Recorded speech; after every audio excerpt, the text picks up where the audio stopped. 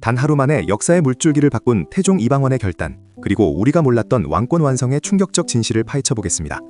여러분, 조선 최고의 킬러이자 설계자였던 태종. 그는 정말 피도 눈물도 없는 폭군이었을까요? 이방원 하면 형제들을 죽이고 왕위에 오른 무서운 이미지가 가장 먼저 떠올라요.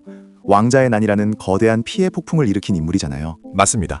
하지만 역사학자들은 그를 조선의 기초를 다진 진정한 시스템 설계자라고 평가하기도 하죠. 오늘 그 미스터리한 두 얼굴을 추적해 보려고 합니다.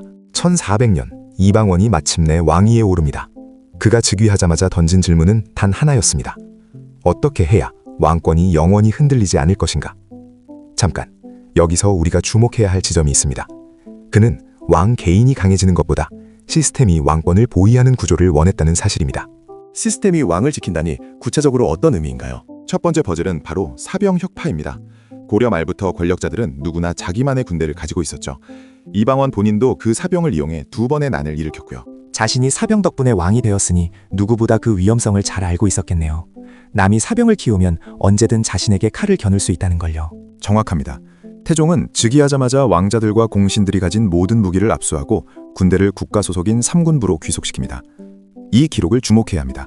실록에 따르면 당시 왕족들이 사병을 놓지 않으려고 눈물을 흘리며 반발했지만 태종은 단칼에 거절했습니다. 와, 형제들에게서 무력을 완전히 빼앗아버린 거네요. 정말 냉혹한 조치지만 국가 입장에서는 반드시 필요한 일이었을 것 같아요. 이것은 단순한 군사 정리가 아니라 조선이라는 국가에서 물리적 힘을 쓸 수 있는 존재는 오직 국가뿐이라는 선언이었습니다. 이제 권력은 칼끝이 아니라 왕의 명령에서 나오게 된 것이죠. 그런데 진이 군사력만 잡는다고 나라가 굴러가지는 않잖아요. 백성들을 통제할 방법도 필요했을 텐데요. 그래서 등장한 미스터리한 제도가 바로 호패법입니다. 16세 이상의 모든 남성에게 신분증을 채우는 것이죠. 양반부터 노비까지 예외가 없었습니다. 지금의 주민등록증 같은 거네요. 조선시대에 그런 철저한 인구조사가 가능했나요? 그것이 태종의 집요함입니다. 호패에는 이름, 태어난 해, 신분, 거주지가 기록되었습니다. 그런데 말입니다. 이 호패법의 진짜 목적은 단순한 신분 증명이 아니었습니다. 국가가 백성 한 명 한 명의 정보를 장악해 세금을 징수하고 군역 대상자를 놓치지 않으려는 초정밀 감시망이었던 셈이죠. 지방 세력들이 중간에서 백성들을 가로채지 못하게 국가가 직접 가스라이팅, 직접 관리하는 체제를 만든 거군요. 맞습니다. 지방 향리들이 쥐고 있던 정보를 중앙정부가 완전히 가져온 사건입니다. 이제 왕은 궁궐에 앉아서도 조선 땅 구석구석에 누가 살고 있는지 손바닥 보듯 알게 되었습니다. 정보가 곧 권력이라는 사실을 태종은 이미 알고 있었던 겁니다. 군사와 정보까지. 태종의 설계가 점점 촘촘해지네요. 그럼 행정 업무는 어떻게 처리했나요? 의정부 정승들이 반대하면 힘들었을 것 같은데. 태종은 그마저도 가만두지 않았습니다. 바로 육조 직계제를 도입하죠. 원래는 육조, 이, 호, 예, 병, 형, 공판서가 의정부에 보고하고 의정부가 다시 왕에게 보고하는 구조였는데 태종은 이걸 건너뛰게 합니다. 그렇다면 중간 관리자인 영의정, 좌의정을 패싱하고 실무진이 왕에게 직접 보고한다는 건가요? 잠깐, 이거 정승들 입장에서는 엄청난 굴욕 아닌가요? 엄청난 굴욕이자 권한 축소했죠. 하지만 태종은 단호했습니다. 인사권, 군사권, 재정권 등 모든 핵심 업무를 왕이 직접 챙기겠다는 의지였습니다. 재상 중심의 정치에서 국왕 중심의 정치로 패러다임을 완전히 전환한 역사적 순간이었습니다. 들을수록 정말 무서운 사람이에요. 모든 시스템을 자신을 향하게 만들었잖아요. 그런데 이렇게 강한 왕권을 만든 뒤에 왜 자신의 처가 식구들까지 숙청한 건가요? 여기서 태종의 가장 소름 돋는 외척 숙청 이야기가 나옵니다. 그의 아내 원경왕후 민씨는 이방원이 왕이 되는데 1등 공신이었습니다.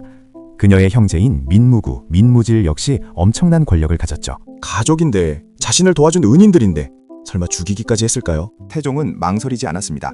민씨 형제들이 세자, 양녕대군을 등에 업고 차기 권력을 넘볼 조짐이 보이자 온갖 구실을 붙여 그들을 유배 보내고 결국 사약을 내립니다. 이 대목을 주목해야 합니다.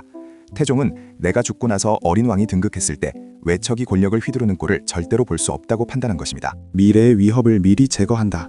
정말 국가를 위해서는 감동도 버린 괴물 같다는 생각이 들어요. 원경왕후와의 관계도 최악이었겠네요. 실제로 두 사람의 관계는 증오로 가득 찼다고 전해집니다. 하지만 태종은 개인적인 불행을 감수하면서까지 왕권의 순수성을 지키려 했습니다. 그 결과가 무엇이었을까요? 바로 1418년 아들 세종에게 왕위를 넘겨줄 때의 조선입니다. 아, 세종대왕님이 즉위하실 때의 환경이 태종 덕분에 완벽하게 세팅되어 있었다는 뜻인가요? 그렇습니다. 사병은 사라져 반란의 씨가 말랐고 호패법으로 인구와 재정이 파악되었으며 육조 직계제로 행정 시스템이 갖춰졌습니다. 무엇보다 왕권을 위협할 공신과 외척이 모두 정리된 상태였죠. 태종은 자신의 손에 피를 묻혀 아들이 마음껏 성군이 될 수 있는 깨끗한 도화지를 만들어준 셈입니다. 비운의 아버지가 만든 피의 기초 위에 아들이 찬란한 문화를 꽃피운 거군요. 태종 이방원이라는 인물이 없었다면 우리가 아는 세종대왕도 없었을지 모른다는 생각이 드네요. 태종은 가혹한 군주였지만 동시에 500년 조선의 기틀을 닦은 위대한 설계자였습니다. 그는 왕권이라는 이름의 거대한 성벽을 완성하고 무대 뒤로 사라졌습니다. 이제 조선은 혼란의 시대를 끝내고 가장 찬란한 황금기로 진입할 준비를 마쳤습니다. 정말 대단한 서사네요. 태종이 닦아놓은 이 탄탄한 길 위에서 과연 다음 왕은 어떤 역사를 써내려갔을지 정말 궁금해집니다. 태종이 마련한 완벽한 시스템 위에서 꽃피운 조선의 르네상스. 하지만 태종이 마지막까지 걱정했던 그 불안한 요소가 예상치 못한 곳에서 다시 고개를 들기 시작합니다. 그 불신은 과연 무엇이었을까요? 다음 이야기의 주인공 세종대왕의 시대에서 그 답을 찾아보겠습니다.